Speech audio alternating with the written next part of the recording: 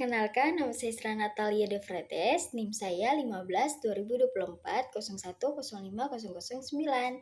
Saya dari kelas A. Dalam video ini, saya akan memaparkan materi yang saya sudah pelajari sebagai bagian dari tugas UAS.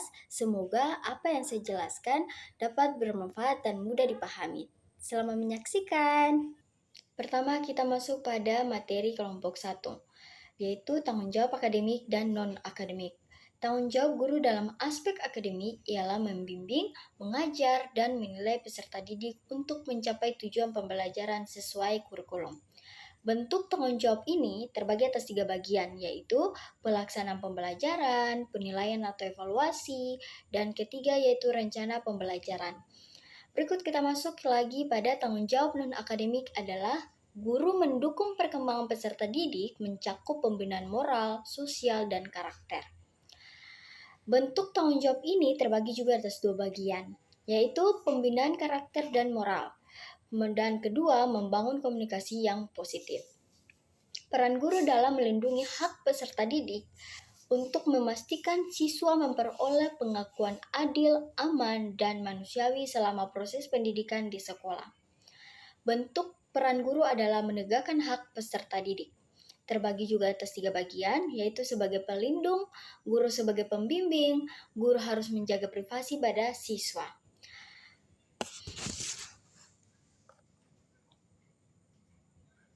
Tantangan umum guru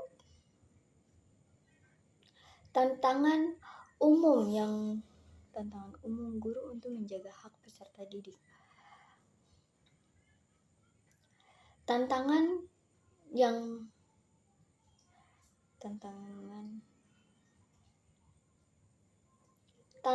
untuk guru menjaga hak peserta didik ada 3 bagian, yaitu kurangnya dukungan dari orang tua, kurangnya pemahaman tentang hak-hak anak, dan ketiga perkembangan teknologi dan risiko digital. Guru juga harus mampu menciptakan iklim belajar yang kondusif agar siswa merasa tenang secara fisik maupun emosional.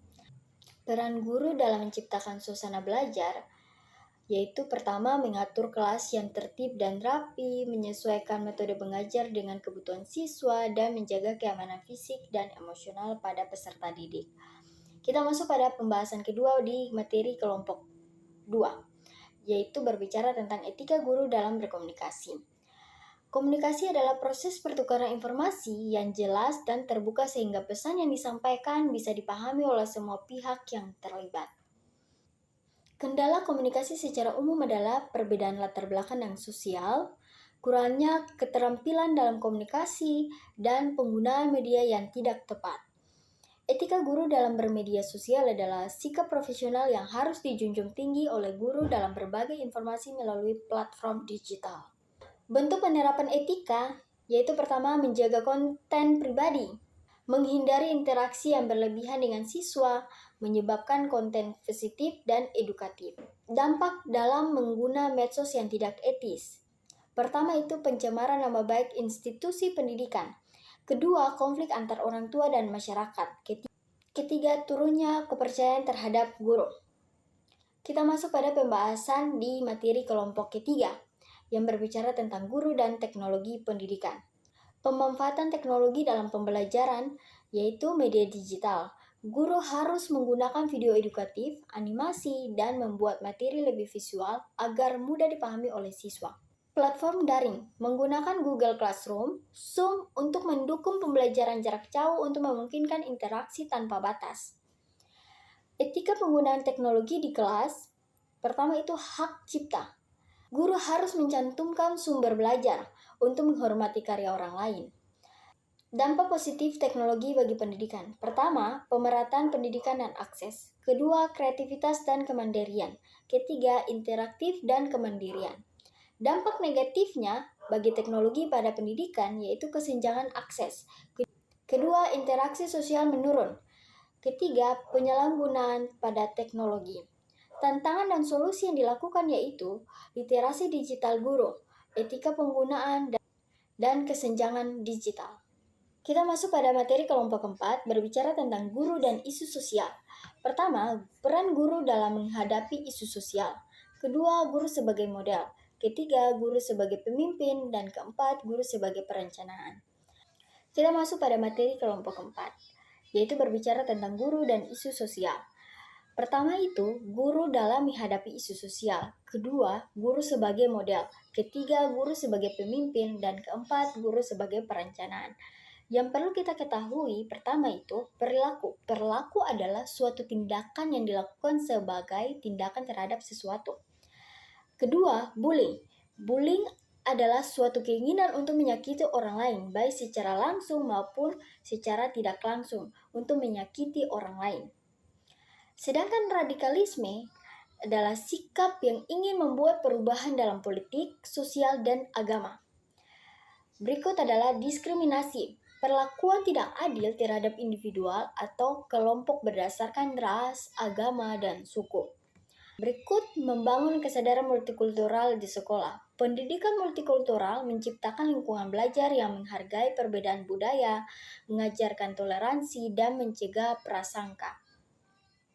Guru sebagai agen perubahan adalah pendidik yang aktif menyiapkan generasi yang mampu berkontribusi terhadap pendidikan masyarakat. Berikut kita masuk pada peran guru dalam konteks sosial dan pendidikan. Pertama, menanamkan nilai karakter serta menciptakan pembelajaran transformatif. Kita masuk pada materi kelompok 5. Kepemimpinan guru adalah kemampuan untuk memengaruhi bimbingan dan mengarahkan siswa untuk mencapai tujuan pembelajaran. Indikator kepemimpinan guru adalah dapat memotivasi, membimbing, serta kreatif dalam pembelajaran. Kita masuk pada materi kelompok 6.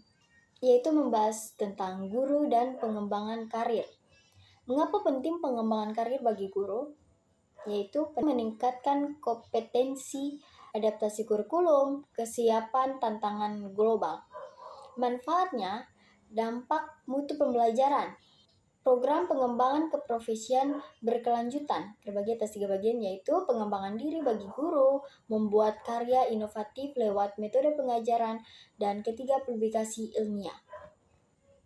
Kita masuk pada materi kelompok 7, yaitu prinsip evaluasi yang adil dan objektif mencangkup transparansi, konsistensi, dan akurat. Menghindari bias dalam penilaian, guru harus menilai berdasarkan kinerja siswa bukan karena latar belakang siswa. Berikut, guru bertanggung jawab untuk memberi umpan balik agar siswa dapat memperbaiki kekurangannya. Yang pertama, bersikap membangun bukan menyalahkan. Kedua, menggunakan bahasa yang empatik. Sekian materi yang saya jelaskan. Saya akan menampilkan juga drama singkat terkait dengan etika guru dalam bermedia sosial. Selamat menyaksikan.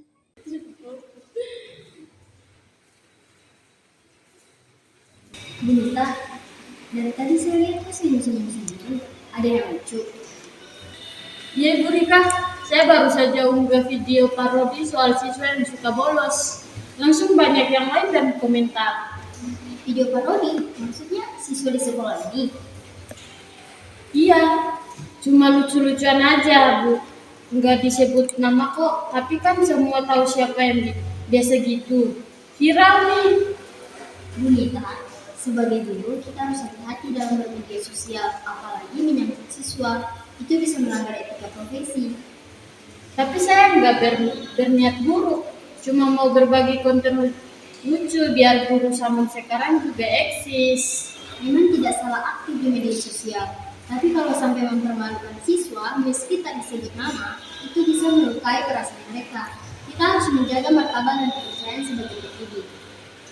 Iya juga ya, saya jadi nggak mikir ke situ. Saya kira kalau lucu dan banyak yang suka, berarti baik-baik saja. Media sosial itu seperti panggung publik. Setiap jempol kita bisa jadi contoh, tapi juga bisa jadi jebakan. Guru bukan sekadar mengajar, tapi juga memberi teladan.